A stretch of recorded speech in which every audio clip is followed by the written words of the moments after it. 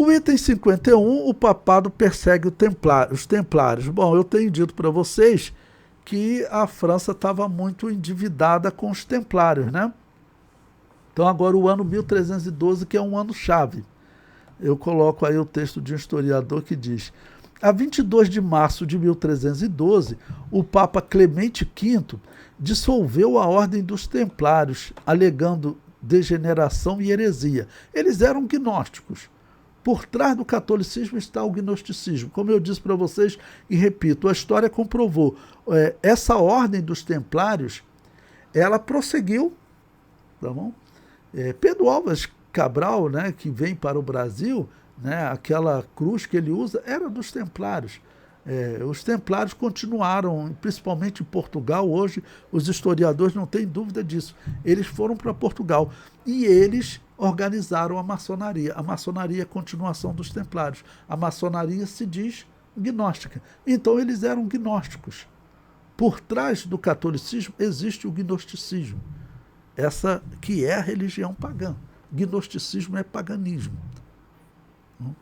Ele diz, né? Em 1307, às vésperas de a ordem completar 200 anos, o rei da França, Filipe o Belo, que tinha dívida com os templários, começou a perseguir a organização. Os bens foram confiscados e os membros presos. Sob tortura, foram obrigados a confessar a prática de obscenidades, homossexualismo e a negação de símbolos cristãos. Eu comento, não há como saber a verdadeira história dos templários. Talvez a acusação fosse verdadeira.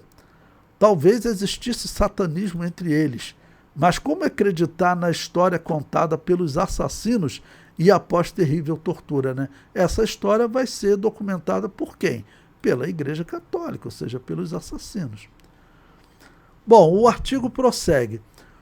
Pouco tempo depois, o Papa Clemente V ordenou a todas as dinastias da Europa a prisão de templários e o confisco de seus bens. Ou seja, iria livrar de uma dívida e ainda iria tomar posse de um dinheiro que os templários tinham, que é sabido que era muito dinheiro.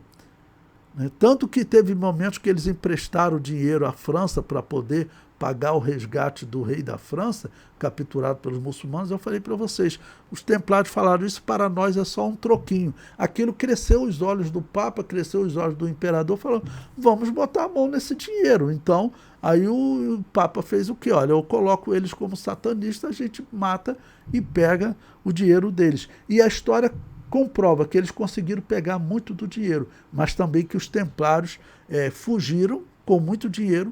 E segundo se acredita, eles foram principalmente para Portugal, né, e lá eles montaram toda aquela ordem, lutar para expulsar os muçulmanos daquela região, e eles vão conseguir.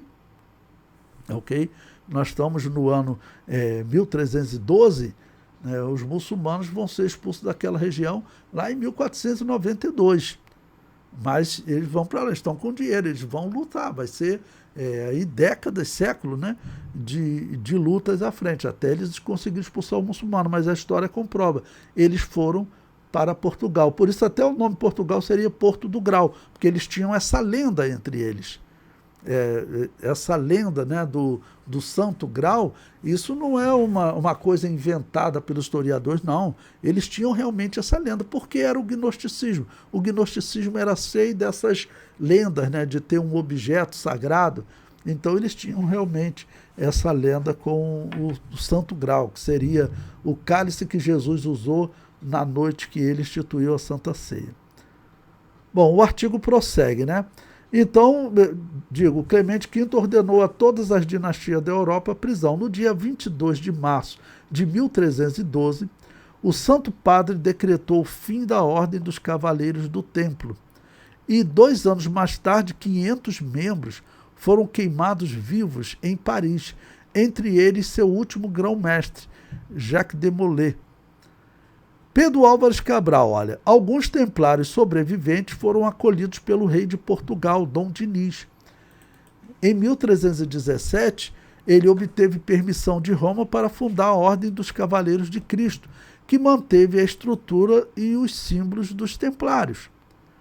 A maioria dos grandes viajantes portugueses, entre eles Pedro Álvares Cabral, pertencia à Ordem de Cristo, e suas armadas singravam os mares com a cruz de Cópita, o símbolo dos templários, impressa nas velas. Ao desembarcar no Brasil, vestido o manto da Ordem de Cristo, Cabral estava, de certa forma, concretizando uma antiga profecia dos Cavaleiros do Templo. Grande padrinho das navegações lusitanas, infante Dom Henrique foi, não por acaso, o administrador da Ordem dos Cavaleiros de Cristo. Isso aqui é importante, irmãos. Como eu disse para vocês, o Papa diz que eles eram satanistas, muito provavelmente eles eram gnósticos mesmo. E hoje os historiadores, aqui são historiadores contando, né, eles são praticamente unânimes em dizer que essa ordem dos templários, eles organizaram a maçonaria. E a maçonaria é o quê? Ela é agnóstica. Lembre-se que o Papa Francisco, falecido recentemente, quando ele foi eleito, ele foi anunciado primeiro na maçonaria alemã e depois no Vaticano.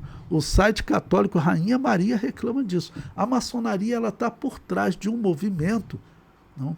E a finalidade é colocar verdadeiras igrejas debaixo dessa religião de Baal, que é a religião da maçonaria. Infelizmente, nós sabemos a história de alguns pastores evangélicos que se ligam à maçonaria. Não sabem o mal que estão fazendo. O comentário prossegue para a gente concluir. Na sequência da história, veremos que esses templários se organizaram na maçonaria e em outras ordens secretas. Essas ordens vão se unir aos protestantes. Tanto luteranos quanto calvinistas vão lutar contra a Igreja Católica e contra os anabatistas. E com o apoio de quem? Da maçonaria. Nós veremos que o príncipe que protegeu Lutero, não existe dúvida disso, ele era maçom. As igrejas protestantes, elas são um movimento da maçonaria. Tanto que se você for no site oficial da Igreja Luterana, em português, pode procurar. Ele vai dizer, não tem problema luterano ser maçom. Por quê? Porque o protestantismo, ele nasceu protegido pela maçonaria. Esses templários gnósticos que são perseguidos pela igreja, pelo Papa, por uma questão política e de dívida, eles continuam se organizando, vão para Portugal, organizam a maçonaria continua rica no mundo. Quando o Novo Mundo é descoberto, eles ocupam tanto o Brasil quanto as América do Norte. Nós sabemos que os Estados Unidos ele foi organizado pela maçonaria. George Washington, quando ele aparece nas representações antigas, ele está lá com o avental da maçonaria. Tudo isso é organizado pela maçonaria. A Revolução Francesa foi organizada pela maçonaria. Então a maçonaria é um grupo que é a continuação dos gnósticos, que traz essa mensagem que, segundo o que muitos acreditam, João descreve o gnosticismo nas suas epístolas como sendo o espírito do anticristo que estava no mundo.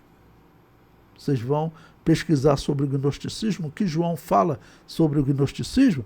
João descreve o gnosticismo como o espírito do anticristo que estava no mundo. Isso para vocês despertarem, né, exatamente de tudo que eu tenho explicado para vocês.